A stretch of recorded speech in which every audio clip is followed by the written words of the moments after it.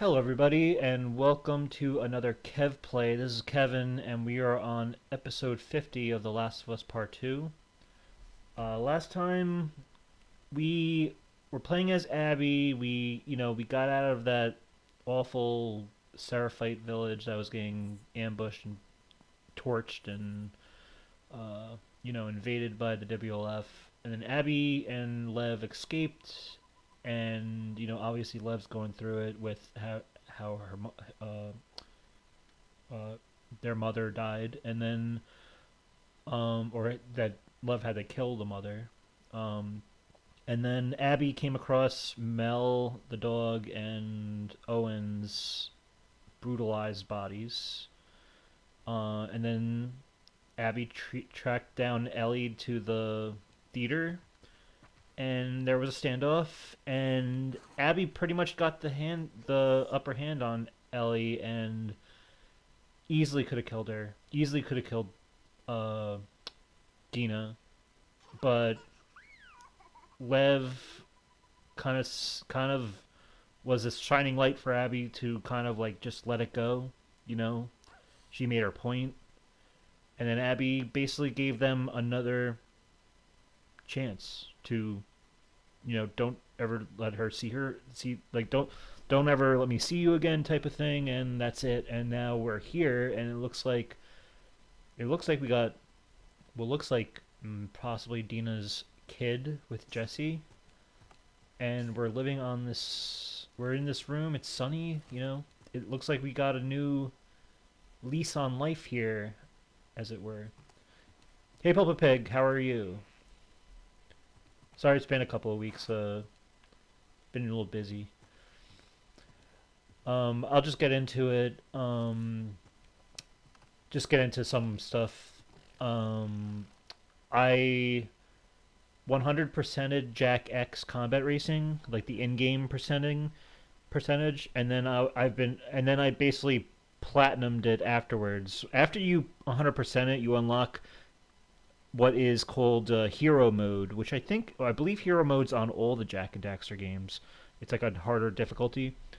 Um, and Hero Mode is it's a tougher difficulty.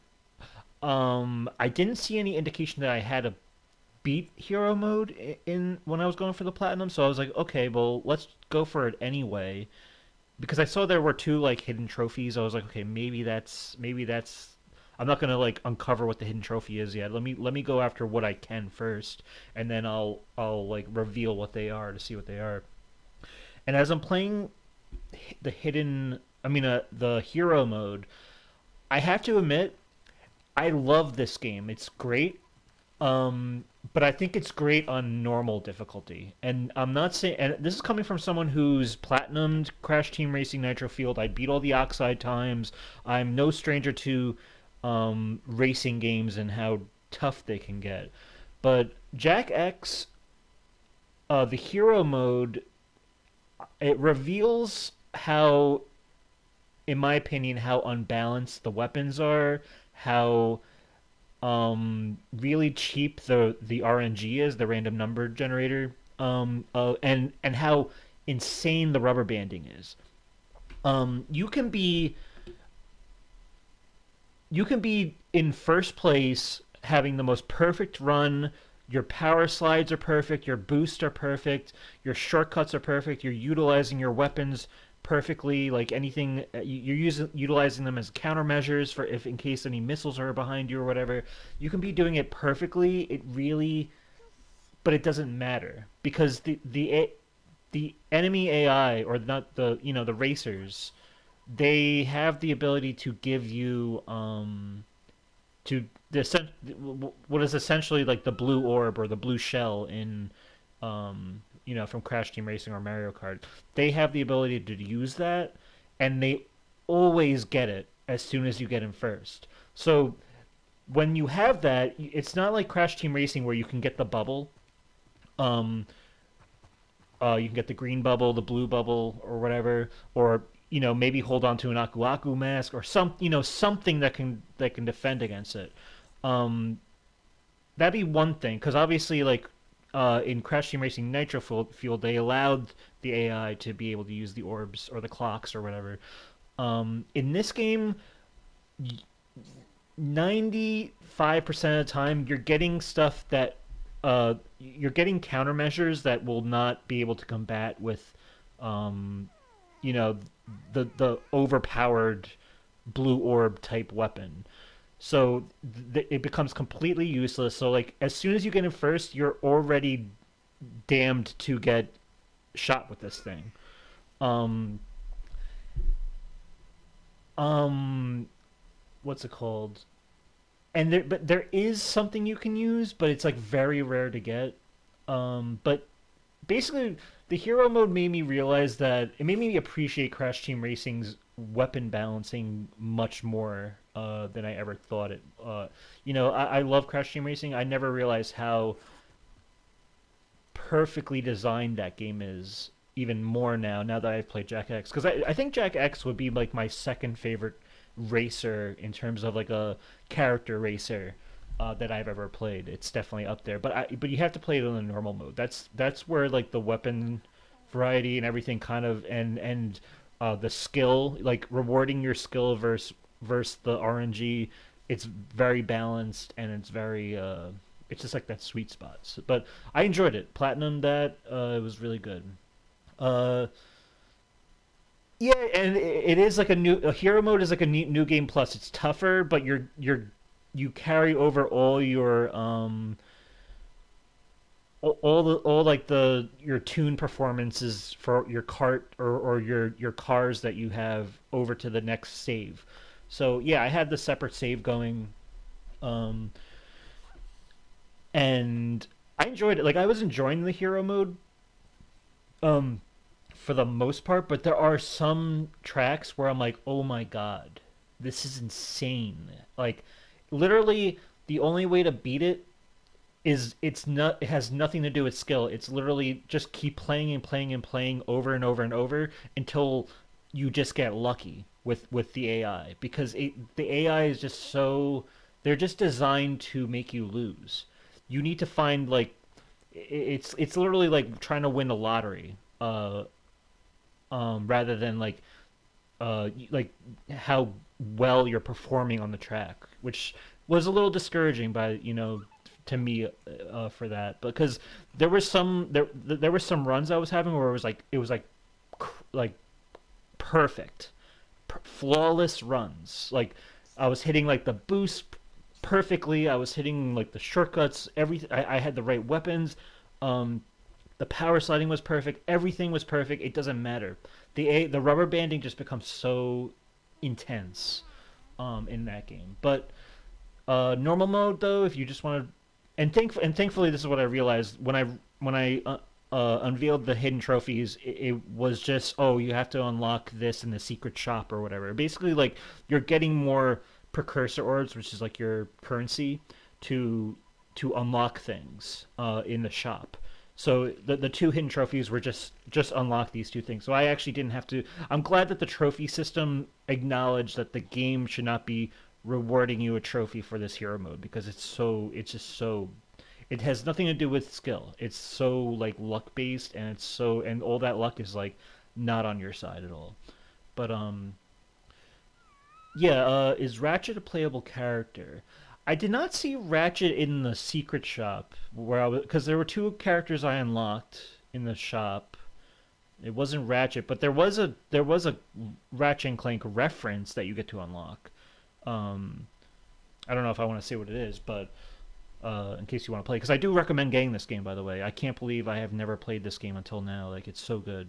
Like and by the way, this is the second Jack and Daxter game I've ever platinum because Jack 2 and Jack 3 are still sitting at 91% each because I missed some precursor orbs in a missable spot or something, and I just never felt compelled to replay the game again in order to get that. But Jack X is a good platinum. And you said Mario Kart is my second favorite racer. Mario Kart's good. Like, I have no qualms about Mario Kart. I'm not very well versed in it. like I can pick it up and play, but I haven't really played it enough where like I can give it like a critical opinion. But but Mario Kart's a good choice. But yeah, Jack X is definitely my second compared to CTR. Um, and you said, "Oh hell no, not RNG." Yeah, RNG is just bad in this game. When you're playing the on hero mode though, the RNG is not it's not as bad when you're playing just normal. Like the normal intended way to play the game, it's perfect. But at the same time, I still appreciate CTR more for how much more balanced that game is. But yeah, if you have the game, it's good. And by the way, like I know I was knocking limited run, but I think they did a good job with this physical copy. You know, you get a manual inside. Uh, I didn't run into any problems with like the save glitch or whatever, so that seemed to be fixed in this version. Uh, the PS4 physical copy looks nice, and it doesn't. Uh, I'm glad I have it now. That I can always like revisit it whenever I want to. And it's multiplayer. I can't wait. Like I didn't get a chance to play like two player with anybody yet, but I'm looking forward to doing that myself. It's definitely a game I will revisit down the road because it's still stuff I can unlock too that I haven't even like concept art and stuff. And but that game was a fun game to grind to too. And like put a podcast on after I already beat the game. Oh, and by the way, the adventure mode story, I I think it might be the best adventure mode story I've ever experienced in a. I mean, I've only experienced Crash Team Racing's, but I like Crash Team Racing's adventure mode. But I really love the story in Jack and Daxter and in Jack X. It's very well done. It's you could see that Naughty Dog was starting to get very um they they were starting to get their feet wet with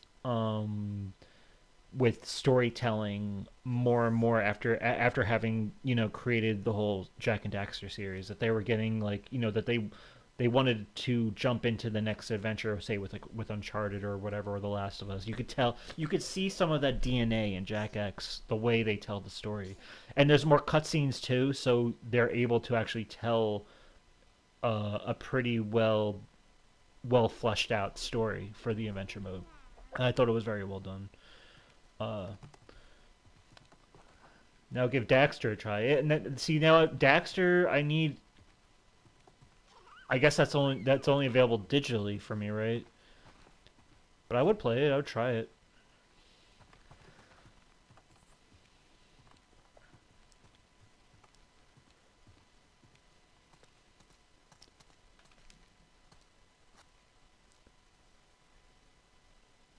Who's that handsome fella, huh? This kid's cute.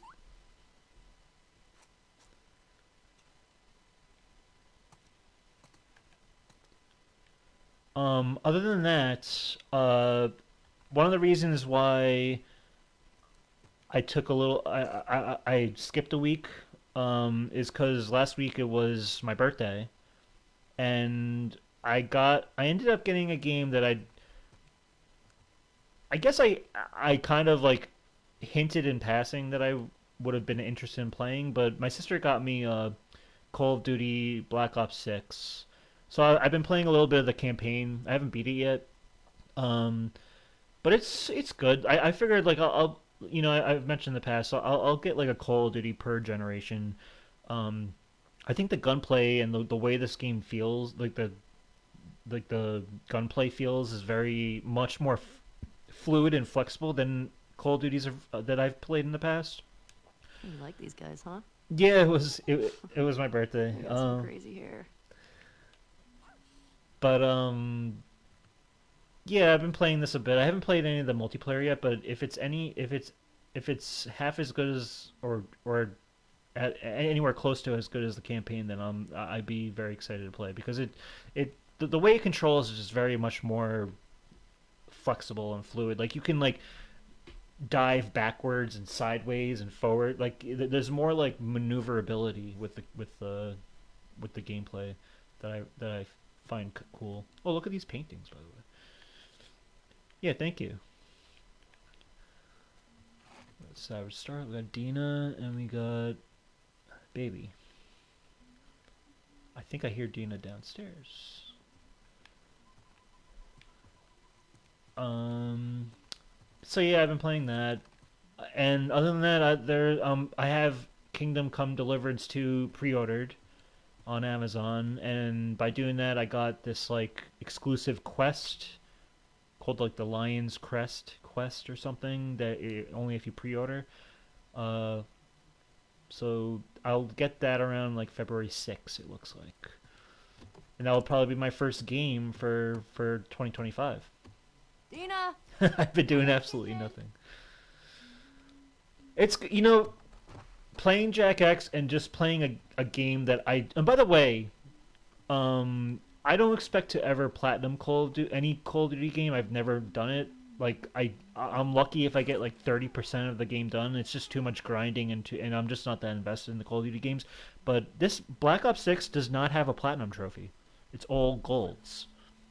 It's the first game I've ever bought in the modern era that doesn't have a platinum trophy. It's strange. Because I think it's like they're trying to turn Call of Duty into more of a service now, rather than like a singular game. Because when I have it, when I boot it up, it just says Call of Duty, and then you press X, and then like the last 6 Call of Duty games pop up to choose from, and like whether you have it installed, and I basically have to choose the one that I have, which is Black Ops 6. But like they have Warzone there and everything, so it's almost like a service now. It's weird, and um you also need online required to play the offline campaign, which is kind of a bummer. Thankfully, I didn't buy this game with my own money, but I'm enjoying it for what it is. But it's like if I knew that, I probably would have like done my little vote with my wallet type protest. But what was I saying? Yeah, Call of Duty and Jack X, they're the perfect like games to just like not have to worry about, just have fun in the interim before my next like big game that I'm gonna play. It's been relaxing more than than feeling like a chore to do. What do we have here? Oh, what's up, you little goobers? Hey. Thanks for doing the dishes. You can thank me by putting on some music. Yeah, I'll see what I can do. Yeah, they pretty much are treating Call of Duty like DLC, and it's just like I don't know, like I kind of just miss the days of when games were treated as titles that you bought, you know. But whatever. I'm probably not going to get another Call of Duty until like PS6, and maybe the way it's going, every time I get a new Call of Duty, I'm kind of just a little bit more disappointed in just how it's how the franchise is handled. I mean, the campaign has been fun, the levels have been fun, but I just don't like how what it's like the how they make buying the physical release so obsolete. There's no reason to, but whatever. Anyway, let's read. My dear Dina, thank you for your letter and the photograph. JJ's gotten so big already. He's got Jesse's smile. If he's anything like his dad, well, good luck. I can't wait to visit you. My back has been acting up again, but I'm on the mend. The doctor still thinks I need a few more weeks of rest. As soon as I can, I will be there. I appreciate the tender words in your letter. I will say what I hope is obvious. Jesse wouldn't blame you for what happened, and neither do any of us. We love you. You are part of our family. Be well. There will be there will always be a place for you, Ellie, and JJ back in Jackson. Should you ever change your mind. Love, Robin. Is Robin? Is that Tommy's wife?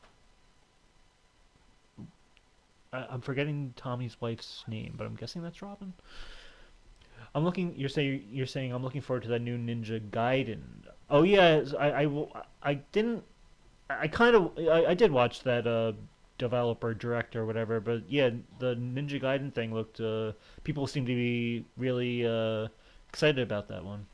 I never played the Ninja Gaiden game, so I don't really have a history with it.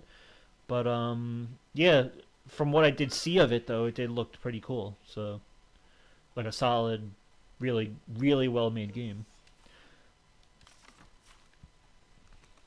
Oh, Dina's in the kitchen. Got some tunes.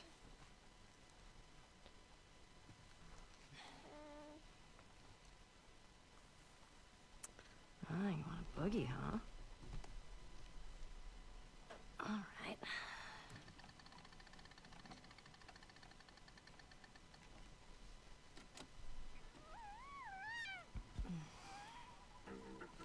Oh, fuck yeah! I love this song. Your mom is very easy to please. I'm with you. My bar is very low. Before I go in the kitchen, let's see what's over here. But yeah, you said me neither. It looks all yeah, yeah, it looks good. Um, it does seem there was like Phil Spencer interview going around that he's just definitely reaffirming that there's no red line with any of the games that are coming to PlayStation. Starfield's up for grabs. Anything is likely to come over at some point. Hey, I'm all for it. It seems like they're becoming more of a third-party publisher, and if that's what they want to do, then can't stop it. Oh, and we got a new Say hi to your Auntie Talia. Hi, Auntie Talia. Herman Hulst was demoted or put back onto some, I forgot what he's in charge of now, but the new PlayStation CEO is Hideaki Nishino. It seems that they, after all the live service games from PlayStation that have been canceled, there was a God of War one. Like Blue Point was apparently working on one, which is like really, honestly, like what was Sony thinking with that? Blue Point should be making remakes or that new game that that new IP that they were supposedly working on. They shouldn't. They should not be on live service detail at all. But the amount of live service games that got canceled, I think it's very telling that the Jim Ryan era, and like I know Herman Hulst, he believed in Concord. I think he was also pushing for this live service stuff.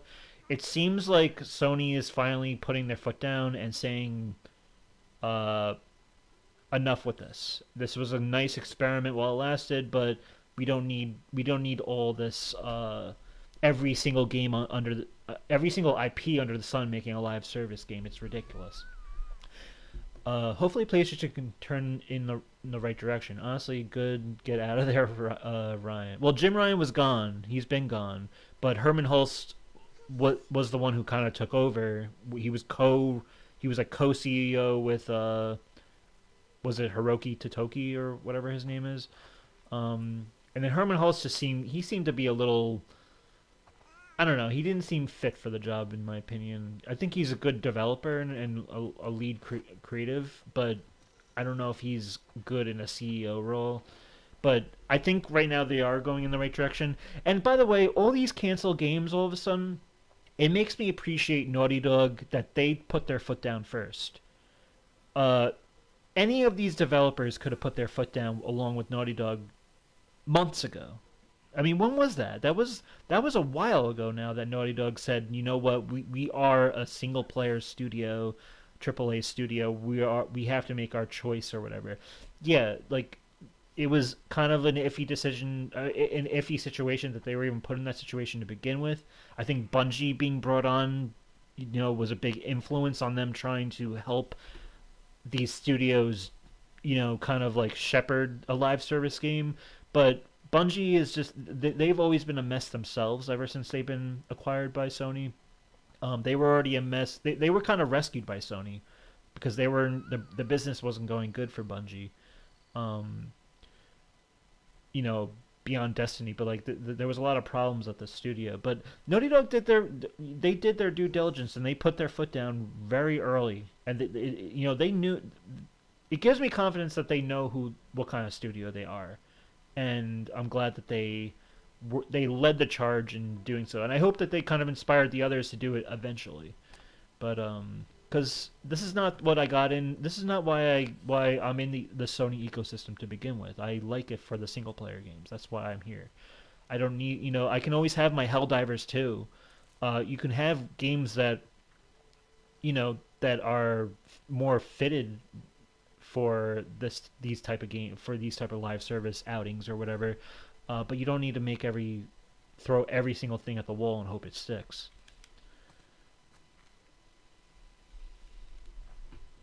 Man, tough crowd.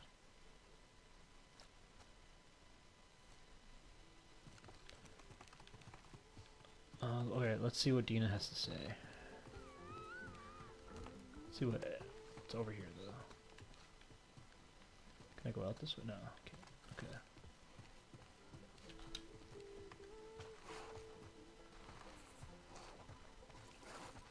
What the?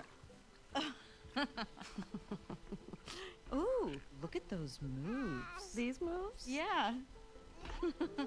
Ooh, look at Mama go. Mm? Oh, wow.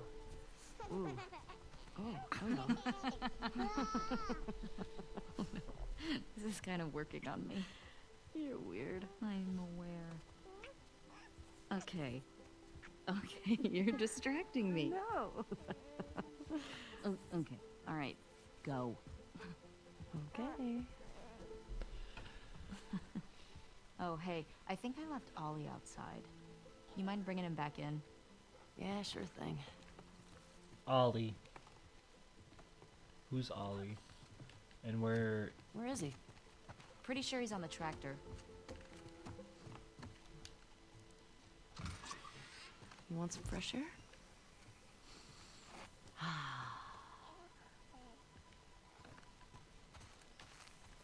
So we're on this farm apparently, and look at this view.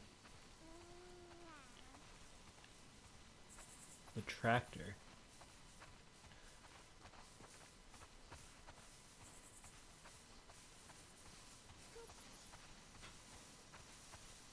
We will get to our 2000 games, by the way. So my 2000 number 10 was SOCOM 2 U.S. Navy SEALs, and your number 10 was Mario Kart DS. Let's see what we got here, though. Hey, Ollie. What are you doing out Oh, here? that's what Ollie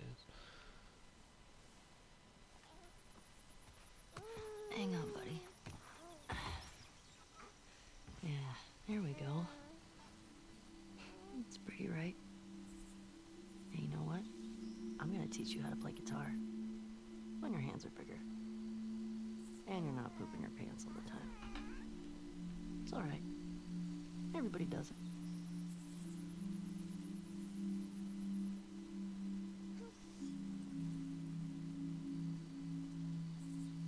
Got a lot of stories to tell you. When you're older. Much older. I don't even know where to begin.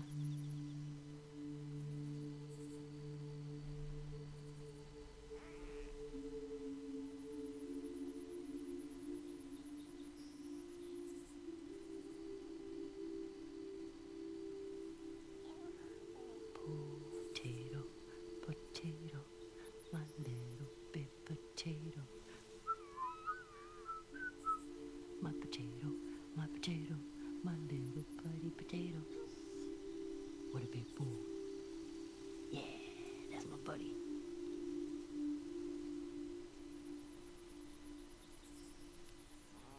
Alright, little spud. We should go check on Mama.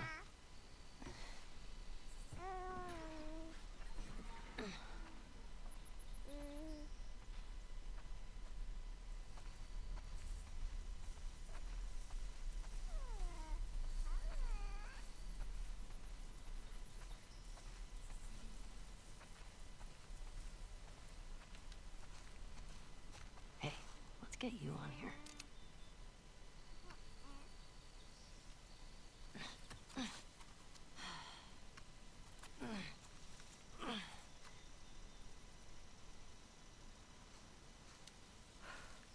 There. Now it's official.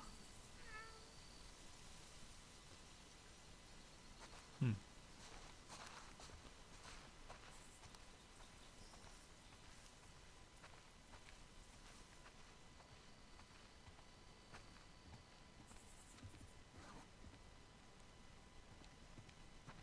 I'm gonna go hang up the laundry.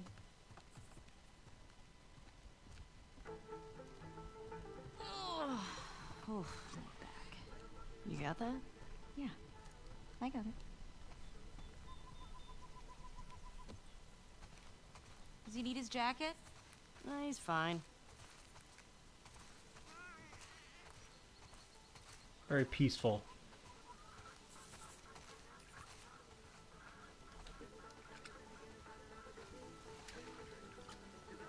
More? You can tell me to stop.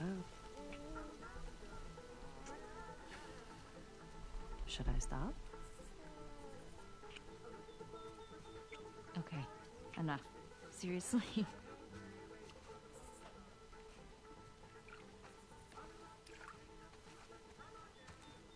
Oh. You want to pet him? Here. All right, there you go. Oh, oh, oh, gentle, gentle, gentle. Just like that. Here you go. Yeah. Hey, Hey. I'll take him. Can you get the sheep into the barn? Well, I got him. I can do it. Yeah? Yeah. Once you rest it up. Okay, here.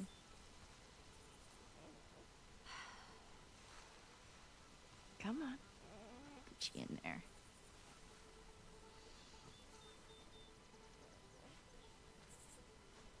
Don't stay out too long. He still needs a bath. Shh. I'm like the herding master.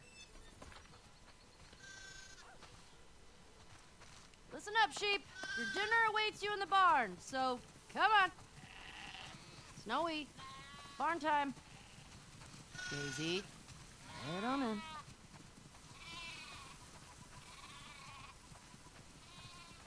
Wow, that's a lot of sheep. How many do you think that is? Let's count. 1, 2. Better stop, 'cause I'm getting sleepy. Eugene. Hey, hey, inside, inside. Todd. Move it or lose it. We definitely have way too many sheep. Hey, what do you say we eat some of them? Tasty snack.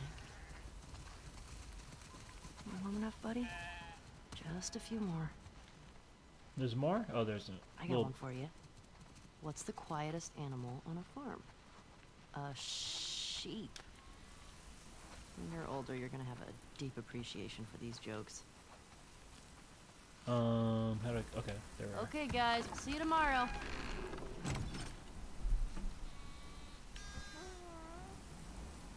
Hey, how'd you get out?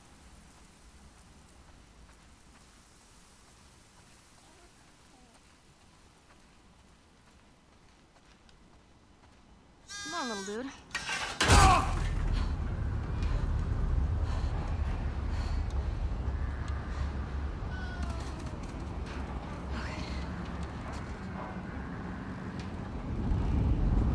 Come on, little guy. Do you want to eat?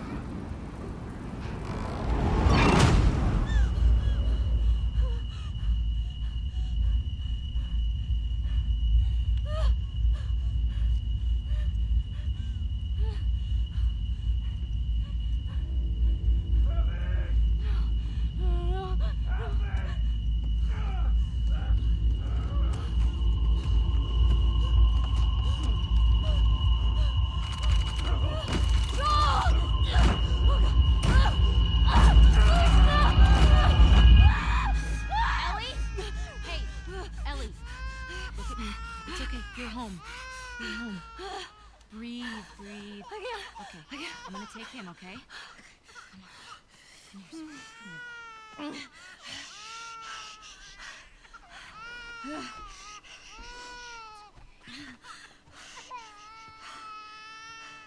Sorry. I don't know what... I was just bringing in the... It's okay. Here we go.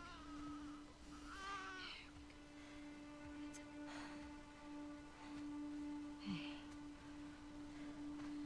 Oh, man.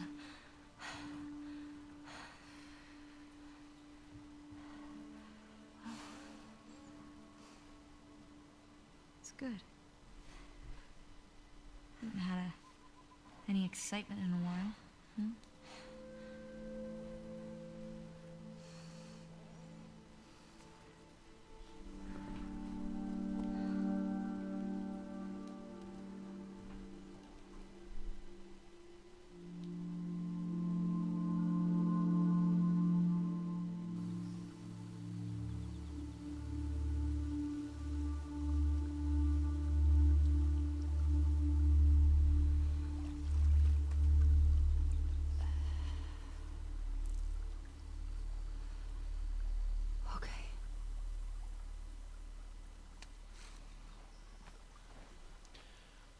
Whew, intense.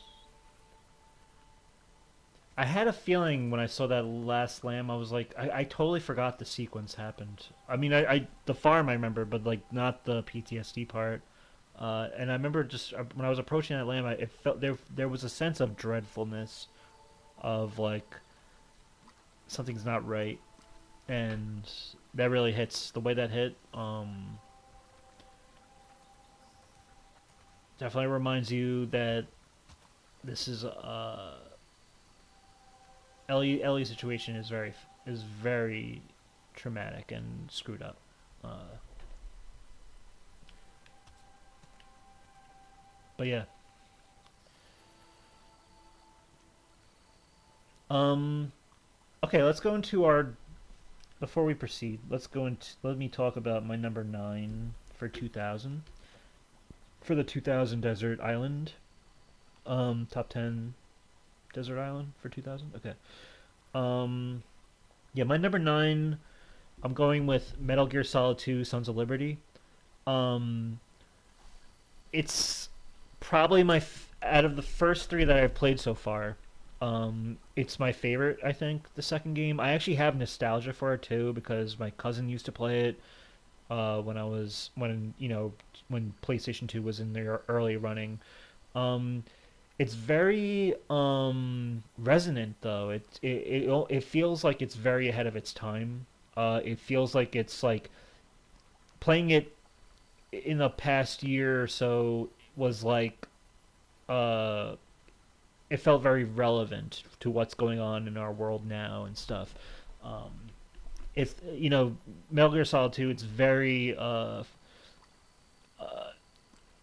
it's almost like it was like able to predict the future in a way, and like or to talk about the future in the most accurate sense. Like it's so well done. I just love the setting too. Um, being I mean you still haven't played did you ever beat the first game? I know you said last time I asked you said you were at the halfway point. I don't know if you ever got any further. But I'm not gonna say any spoilers or anything. But yeah, the second game is very resonant. The codec messages get really, really trippy and cool and cathartic. Um, and it's a lot more refined than the first game. It's a big jump going from PS1 to PS2. There's a lot of quirky bosses that you come across, very memorable. Um, and the ending of that game, it really spoke to me a lot. It's something I feel like it's like Metal Gear Solid 2, I feel, and just like any of the games I've played so far, it feels Metal Gear Solid 2 in particular though feels like it's beyond the game a game. Like it could easily be a film, but it can't be at the same time. It is a game. And it's it's like the highest art you can probably find in a game in the PS2 era. I feel in the early goings. Like it really is so well done. Hideo Kojima really earns that that auteur genius reputation that he has. Really good game. I recommend it. Uh, Not a game. There's so many games though that I'm just so much more attached to having grown up with them. But I have to give credit where credit is due with Metal Gear Solid 2, because I remember watching gameplay of it, watching my cousin play it when I was a kid, but I was too young to appreciate what it was. But I did always feel a sense of like this game is on another level, even when I was a kid. That whatever was going over my head, I knew that things were going over my head because it was the game is reaching for something so very profound that um, it's not something that's spelled out to you or that you can just grasp in a sitting. It's something you need to experience for yourself. So uh, that's my uh, that's my number 9, I would say, and um, definitely makes me appreciate. Definitely wakes me up to, like, the games you didn't play when you were a kid. There are games out there that could easily capture your liking uh later on, and you can still see how it was like a touchstone back then, but it can still be now, and how it can still like stay true or ring true and hold up and all that. But yeah, great game, great stealth mechanics, everything like you know everything's perfect. Storytelling awesome, great game. How about you?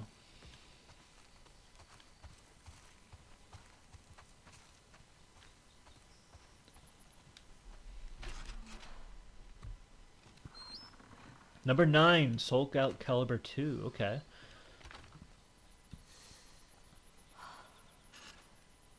I remember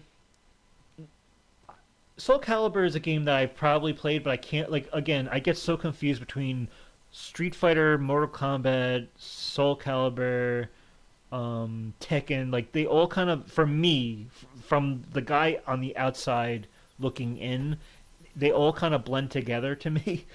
But Soul Calibur is definitely a game I played. I definitely remember playing that in a friend's basement back in like my college years, early college years. We would play like older games and stuff.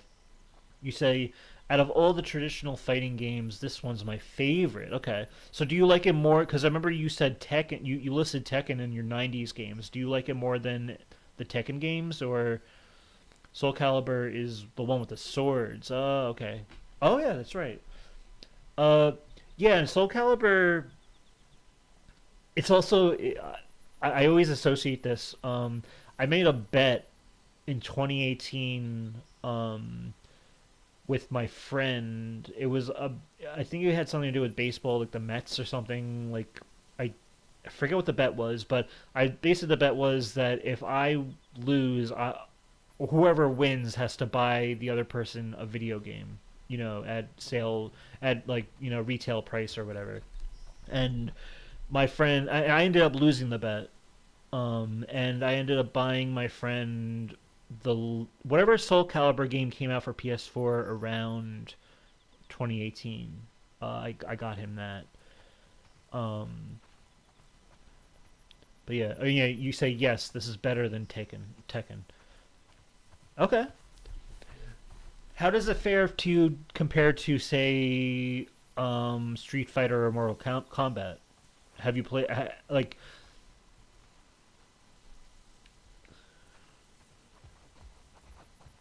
or have you just played because you do seem to be very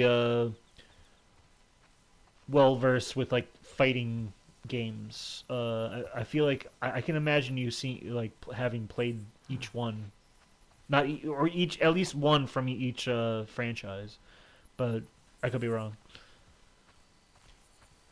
Didn't Soul Calibur have Kratos at one point as a guest character? Well, it's on par with Mortal Kombat for me. Okay.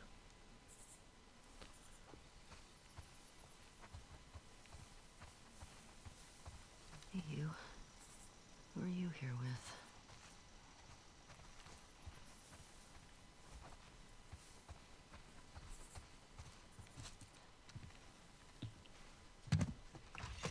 Hey, where you been?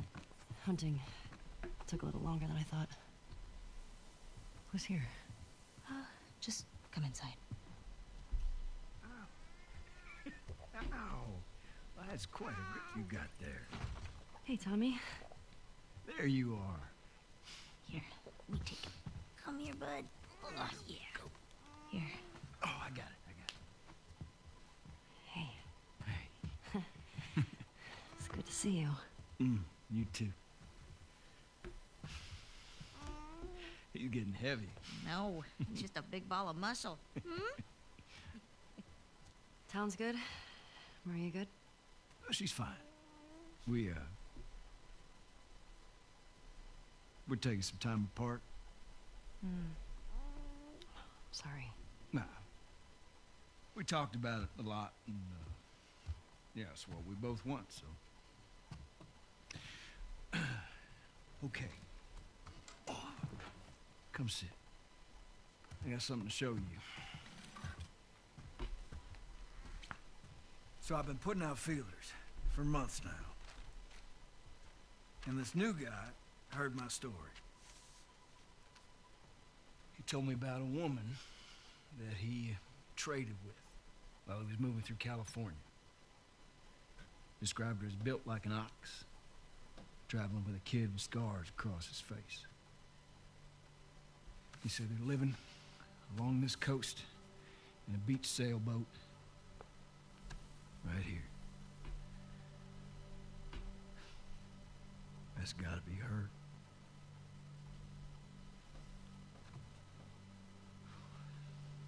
We're done with that, Cyril.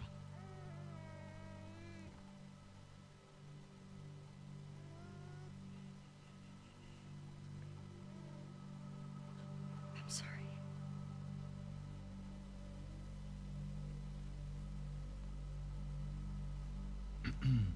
Well, I can't go.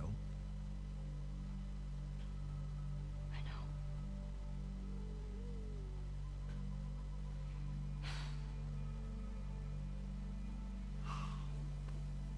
All right.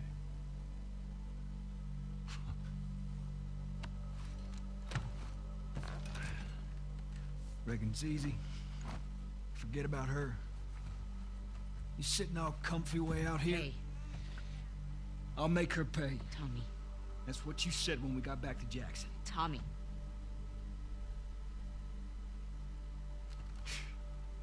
What a joke. Can you take him, please? Yeah. Here. I got you. I got you. Hey, what the fuck was that?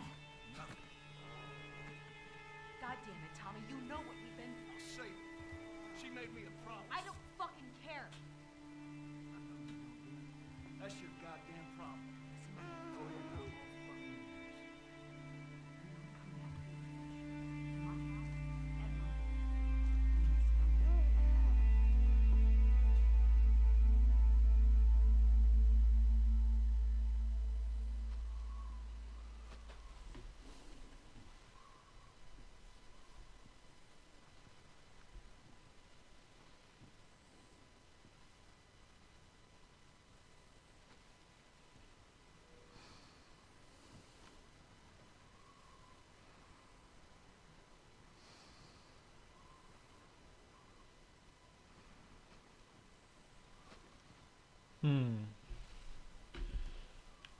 Before yeah, let me just it's interesting how almost 0 to 60 Tommy got upset that Ellie wasn't gonna play hitman for him.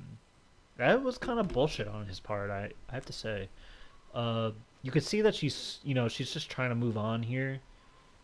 She's suffering from post-traumatic stress disorder. But she's got something good going here. I think it's what Joel probably would have wanted for her. And Tommy comes all the way out here. Who knows how far he's traveled, how long, and he can't just sit with her decision and respect it and at least talk about it rather than blowing up. But I guess he's been through his own shit too. He mentions that him and Maria is the name, by the way, so I don't know who Robin was, by the way, in that letter, but Maria and him are not. They're kind of gone their separate ways or taking a break. Maybe whatever's burdens he's carrying, which he's obviously carrying, has been weighing on the both of them now and straining their relationship. But oh man, you think Tommy would be like kind of like a, he's the brother of Joel. If Joel's so great, why can't Tommy? I mean, Joel. It's like you would expect better from Tommy, especially from Tommy compared to. But Tommy's been on his own warpath throughout this game. That was kind of encouraged by Ellie, so I guess I can see his frustration that he was kind of put on this path, ignited by Ellie in the beginning of the game. And now he's down a path of no return, with what's happened. And Ellie, yeah, I can see how he can resent Ellie for kind of living all cozy up here with, Dina and the kid, JJ, having this nice farm life from his perspective. I get it. Again, this game is about perspective from different angles, from different perspectives, and how everyone believes they're in the right. But Tommy coming here was not a good presence for Ellie, for what she's trying to move on from or recover from. Now she's up in the middle of the night. It's like, what thoughts has he put in her head now? It's like finding out where Abby is, where Lev is, their location. And if he was so gung-ho about having to kill someone or murder someone in revenge, regardless of your physical ailment, you think he would just go for it. And if he fails, he fails. If this means so much to him, it's like life or death. You think, but I don't know. That was kind of bullshit at the same time. It's just a mess. It's a mess. This whole game is trauma and tragedy. But wow. But yeah, I'll move on. Soul Calibur 2 had an exclusive character for each console. PS2 had Heihachi, okay. GameCube has Link, and Xbox has Spawn. Who's Spawn? Yeah, I don't know Spawn. I know the others, but not Spawn. But that's cool. Yeah, I like how Soul Calibur, they always seem to have kind of like a guest character or something on the game beyond their roster. But, oh, it's a comic book devil character, Spawn. Okay, yeah, that kind of rings a bell. But that's cool. Are you satisfied, or do you have anything else to add?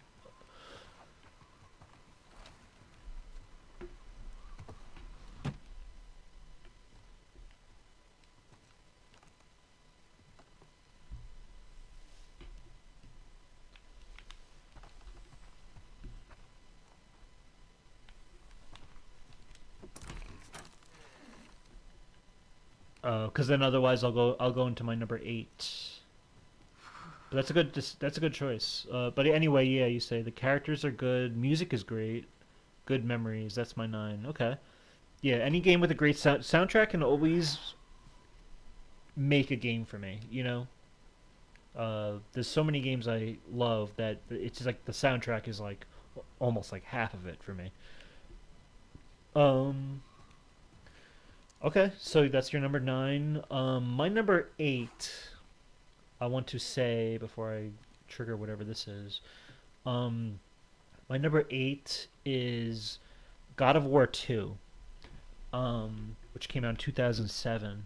God of War 2 was a game that kind of came out in a special time for me, in terms of the PS3 was. Well, let's 2007. I'm 17 years old. I'm in high school, in senior year. I'm about to go to college. I don't have a job, and I'm getting at that point where, yeah, like money is not really a thing. Like I don't have a job at this point. I'm just trying to focus on my studies and everything. God of War 2 came out at a time when the PS3 was already into its second year. Into its second year of its lifespan, because of how expensive the PS3 was, being, I think it was $5.99 at the time, or I came to the PS3 late, so I was playing a lot of my favorite PS2 games longer than I probably would have if I had a PS3. But in a way, that was a blessing. I liked that I got to focus on the games that I played that I liked more, and just kind of live in those worlds more. But there was only so many. Video games was kind of becoming like it's like a fork in the road where it's like you can continue doing what you love, like it's a hobby you love, but now that you don't really have the next console, it's like maybe you can try to see what else you might want to do with yourself. I was starting to get more into television, like serialized shows, more mature stuff, and all that. But in terms of PS2, it was just very it there really wasn't anything else coming out. I remember when God of War 2 came out. Um, I mean, or I heard it was coming out. I was like, oh, okay, this is a game and it's exclusive for Sony. Um, and you have to remember, PS2 was more of a third-party machine for me. Like, there were a lot of exclusive Sony games on the PS2, but it really was a great console for third-party games too, like licensed games, stuff like that. So when a game came out that was an exclusive from Sony, you kind of wanted to check it out. So this God of War game comes out. I've never played a game like this. It goes into Greek mythology. Basically, I had to, and part of the marketing too that kind of helped was Sony sent people who were like part of like the PlayStation membership or whatever. I forget what, and it's weird because I don't remember ever signing up for this, but apparently they knew I had a PlayStation, so I got a demo disc in the mail for God of War, the first one, where you get to fight the Hydras in like the beginning of the game. And that I remember that being it kind of hooked me. I was like, okay, this game's pretty awesome.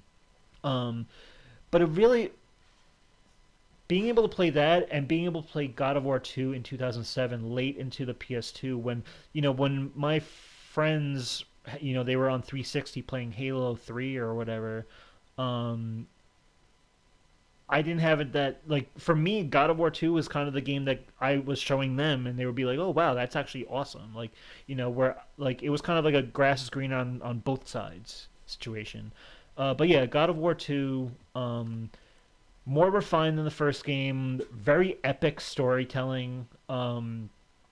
Obviously, fun as hell, the arcade aspect, like the overhead arcade aspect to it. The slashing, like, awesome. God of War 2, I really liked how it introduced, like, the Titans into the story. I loved, you're going after Zeus, who's your dad, and everything. It's just very awesome game. And what was I gonna say? The ending. I remember the ending was like the first video game ending where I was like, wow, I cannot wait for the next game after this one, because it was like such a crazy cliffhanger, epic, very epic how it was presented.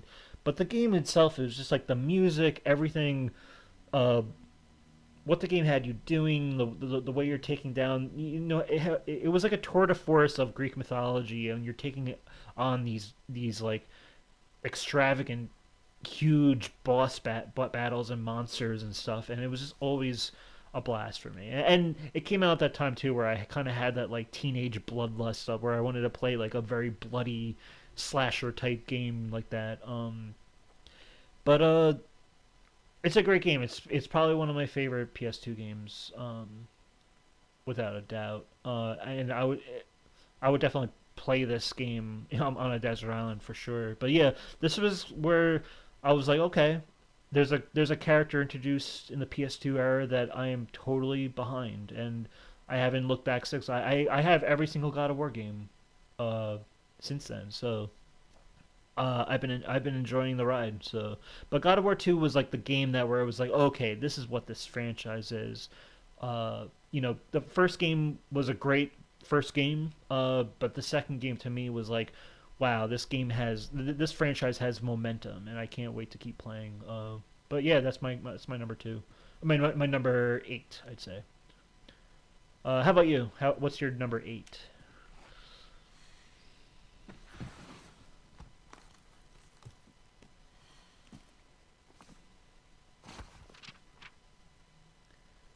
What we have here.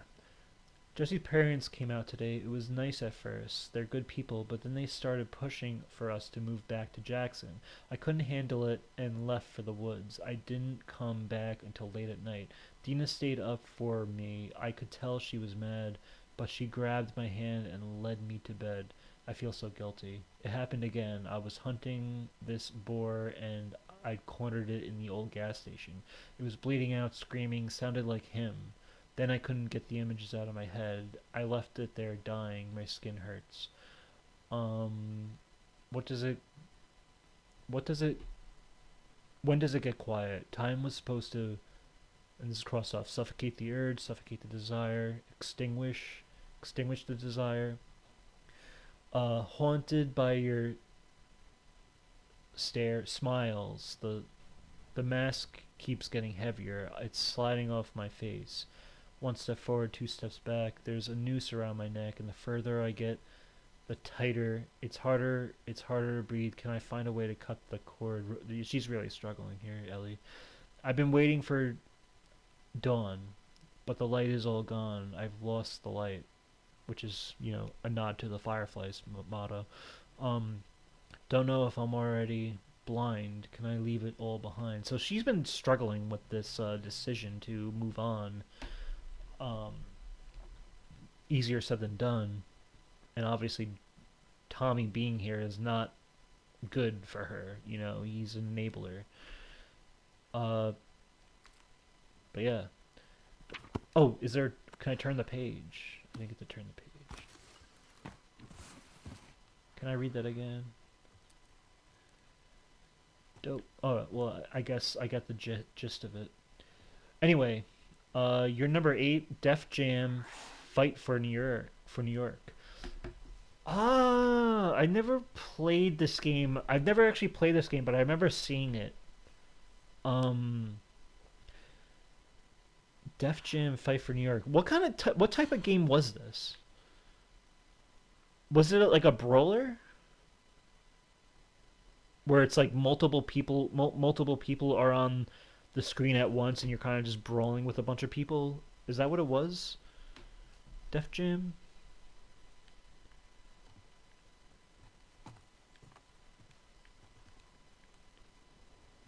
I have like vague memories of this game.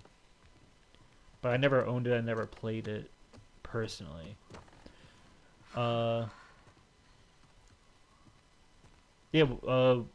what makes it special for you? It's a 3D fighting game featuring hip-hop artists like Snoop Dogg, Ludacris, Busta Rhymes, etc. Ah, okay. So it's 3D fight... Oh, was it like a little overhead fight, like fighting in a way? I want to think it's like similar to like the Warriors, where it was kind of like this, like you're in like kind of like a one-stop setting, and you kind of just get into like a brawl or whatever.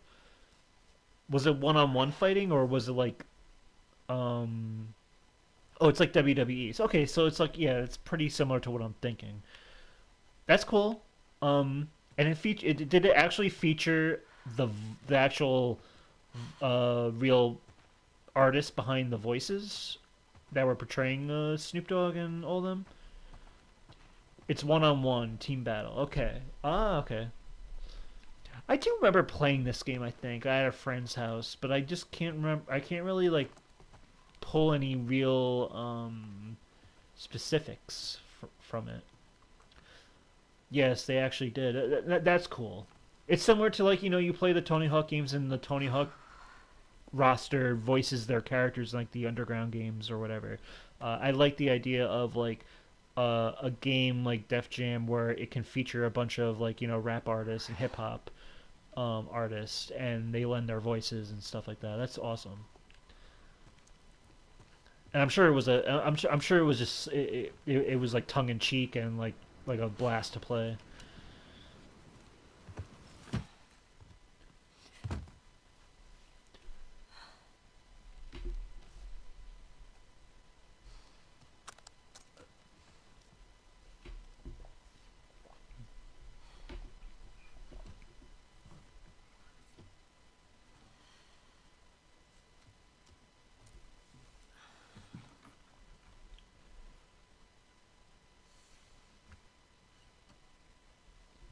window again. And when you say it was team battle, like, can you play up to 4 players, like with a multi-tap? I'm guessing it was PS2, right? Like, because you're saying it's like, but it's one-on-one. Is it like turn-based fighting, or is it just like just one-on-one, free-form fighting?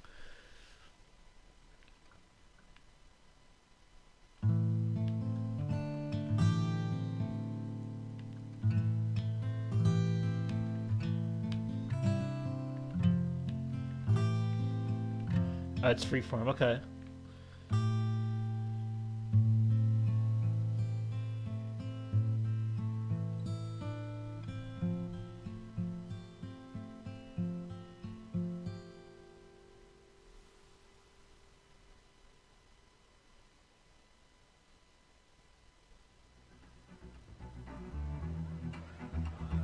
I woke up in the morning about 9:30. A axe in the bag, he's standing on the line. Jason Gabriel standing around, taking little city to the burial. I began to think I'd do my time. I got my head out of me. Made up the wind just a little too slow. It overtook me in Jericho.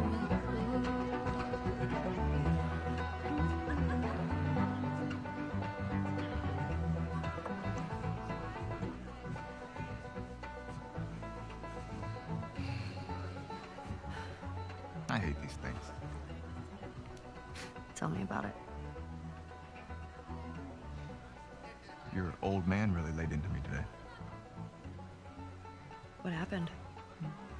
Another big lecture about my patrols. Don't go here, don't go there. It's funny how involved he gets whenever you're scheduled to go out. Yeah. She's putting on quite the show.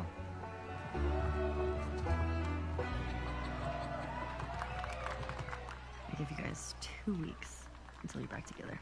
Not gonna happen. She, say something to you? Make it 1 week. Ellie! Hey! What took you so long? Well, I'm here, aren't I? Dina? Jesse. Hey, don't forget, we're heading out early, so get some rest. Yes, sir. You're such a dick. Come on. Don't you start with me. Okay, I have a very serious question for you. How bad do I smell? Like a hot pile of garbage? Oh. Okay. Oh. How about that? Gross.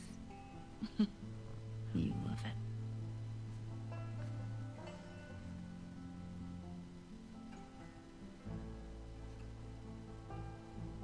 Every guy in this room is staring at you right now. Maybe they're staring at you. Or not. Maybe they're jealous of you. I'm just a girl, not a threat.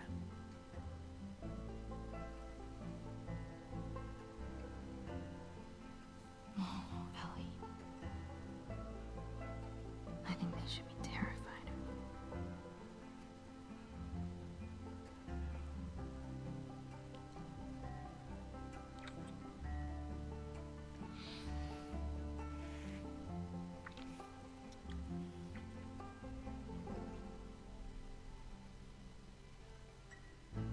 Hey! It's a family event. Sorry. Sorry. Remember next time there's kids around. Yeah, like you're setting such a great example. Oh, just what this town needs. Another loudmouth dyke. The fuck did you just say? Ellie, Hey! Ellie, don't. Get the hell out of here. Get your hands off me. Hey! Enough. Come on, you. Let's go for a walk. What about them? You worry about yourself. Let's get you some fresh air. You alright, kiddo? What is wrong with you? He had no right. And you do? I don't need your fucking help, Joel.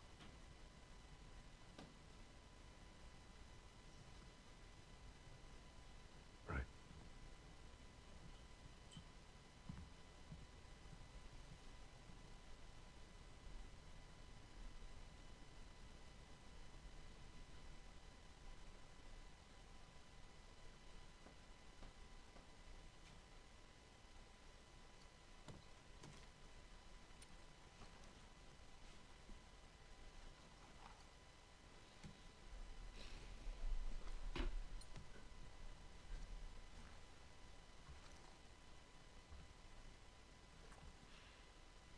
Hey.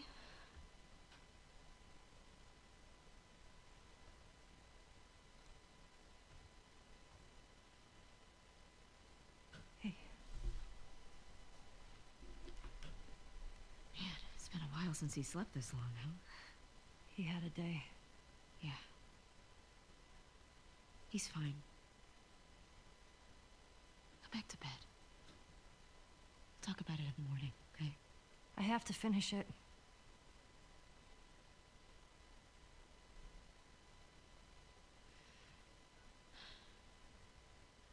You don't owe Tommy anything. I don't sleep.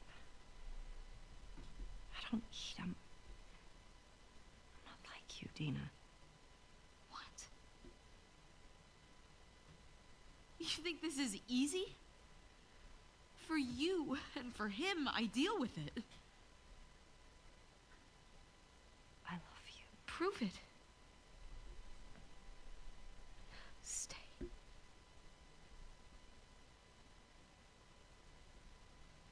I can't. So what? I'm just supposed to sit here and wait for you? For God knows how long, just thinking you're fucking dead the entire time? I don't plan on dying. Yeah, well, neither did Jesse. Or Joel. Hey, stop. Hey. Hey. Come on. We've got a family. She doesn't get to be more important than that.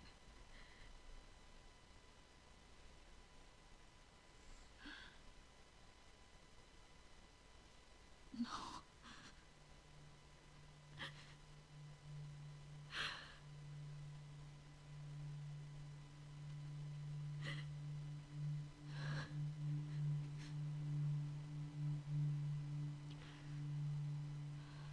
I'm not gonna do this again.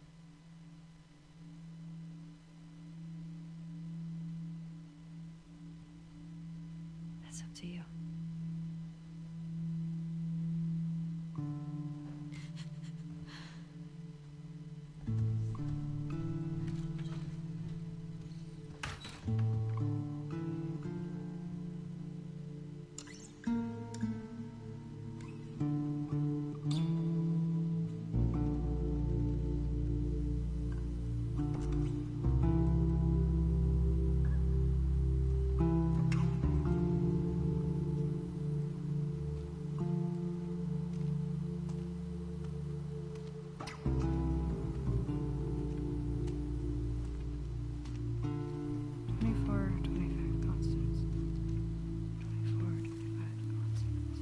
Constance.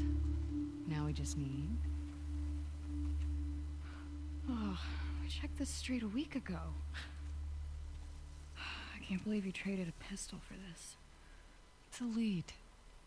No way that guy saw fireflies over here. Stop. I feel good about this. Well, I don't. Come on.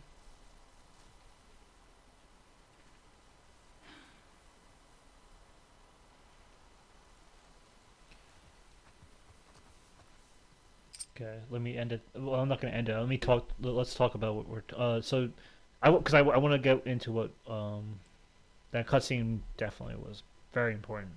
But yeah, you're saying the story is pretty cool. You have to work with D-Mob, voiced by Chris Judge, to take down Snoop Dogg. Okay, so Snoop Dogg's kind of like an antagonist. That's so cool that he was game to do that. To kind of be like a, kind of a villain, I guess, or And you said the gameplay is great, beating and punching your opponent up until the health bar is red. Uh, then the only way to win is by knockout. Ah, okay. I like it when games have more of um, a unique way to play and to win rather than just get the health bar down all the way and just and you're done or whatever. I like how it's like you kind of have to get that knockout. It's kind of similar to not that I'm saying it's similar but it's kind of like what like say like PlayStation All Stars versus Smash. Like Smash, you're knocking people off the map. You're not. Whereas PlayStation All Stars, you're getting that KO, the kind of that super that you need to kill with or whatever. Um, where it's interesting how fighting games they're kind of like varied in that sense. But and you said you can knock your opponent out by hitting them with a cue stick, a bottle, or throwing them on the train tracks. So yeah, this game definitely has a lot of that charm. I feel from that era of like of like PlayStation that I really like, or from that from not necessarily just PlayStation, but you know what I mean, like that 2000s era. That's a very 2000s game. And yes, the game has multiplayer, multi-tap. Okay. Was there online capability or no back then? I'm not sure.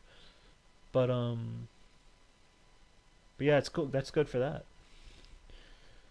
Um, I'll have to like look it up. That game because it sounds like a very fun throwback game to play. Um, that's a cool number 8 though.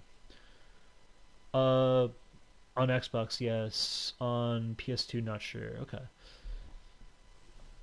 Uh, Other than that, we'll end it there in terms of that discussion. But yeah, let me just. Oh, you said the music in this game is licensed Oh, of course, you have to license hip hop tracks. That's like you have to like. That's what's awesome. Is that it's like kind of a tongue in cheek fighting game with a cool with like a interesting story with like these hip hop artists, but you're also incorporating the actual music into it too, which is I think that's cool. Uh, they got to do more games like that where you just have fun with it. I feel like a lot of games these days have kind of lost that spirit that I feel like you wouldn't get a Def Jam type game in today for today like for for all those artists to, like the stars have to align, literal stars have to, not literal, but you know what I mean, like these celebrities have to align in order to agree to be in this game, and like it's just such a magic when it actually gets done. But yeah, there's no way we're getting another Def Jam. Licensing issues, yeah, again, it's like that's why I get games like South Park Snow Day, because I know licensed games is a rarity, and especially a rarity like a game like Def Jam where it's like all these different um artists are coming together in order to kind of make it work. Um, but yeah, that's a great pick. That's definitely a game I would love to try. It's on my list of like I would love to, if I had the opportunity, I would play that game. I just want to say, just to wrap up. By the way, 2410. It's not gonna be on that side. It's all evens. I just want to say I thought. 2409. Come on. So 2425 should be that way. Okay. Okay. Yeah. Blah blah blah. Okay. When Lev was walking and we see the shoes, I thought we were playing as Ellie still. But I feel like that was intentional. They wanted you to think it was Ellie. And that's what kind of Lev is right now, whereas Abby's kind of like the Joel figure in this situation. It's kind of like a very unconventional Joel-Ellie pairing.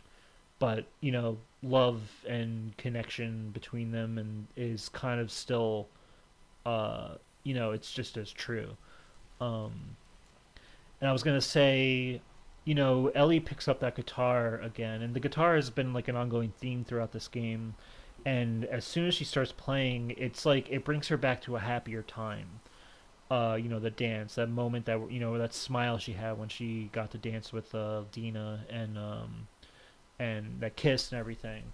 Um, but it also brought back Joel for her in a way where she learned at this point in the story, like, she knows what Joel did at the end of the first game, and she has his problems with him.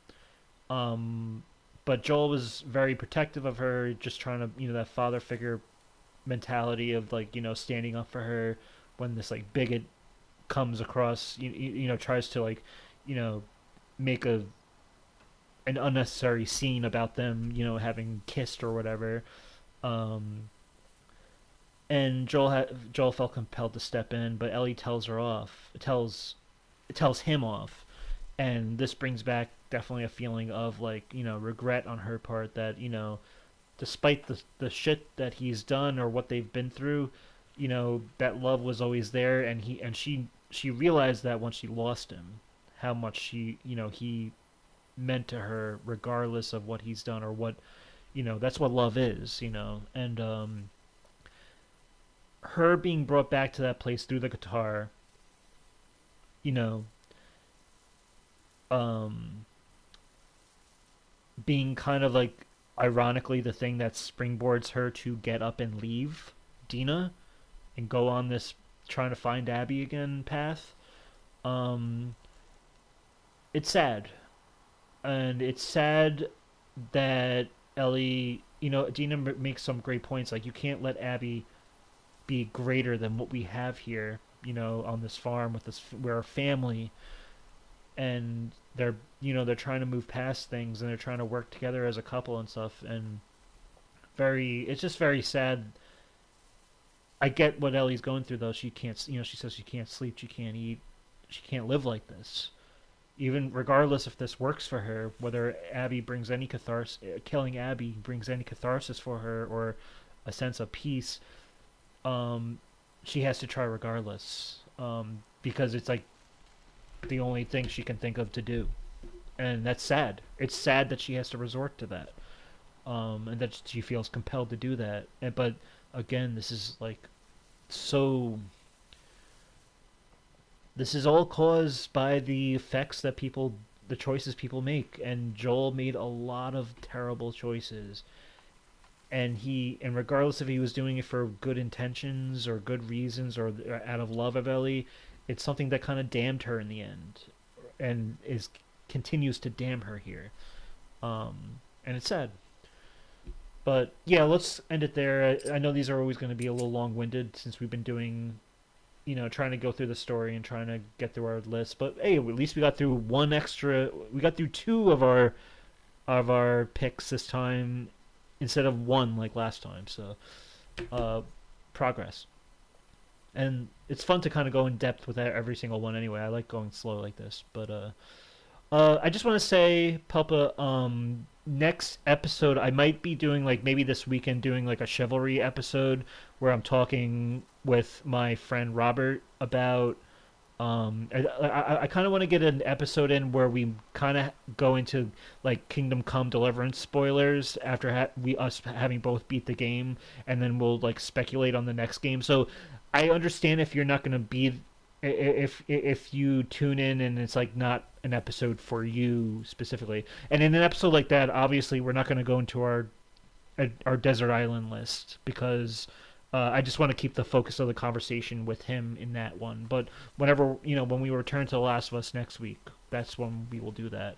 But I definitely want to try to get that in before the new game comes out, so I can just have a little discussion with him about the first game and what we think the second game can bring and stuff like that. Yeah, well, I mean, 2 per episode is a good pace. I mean, look, we're an hour and a half now.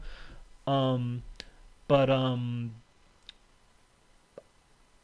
if I can try to get in more per episode if we have time, I would. I definitely did have to talk about Jack X at least in the beginning of this episode. So, and there's been a lot of story cutscenes.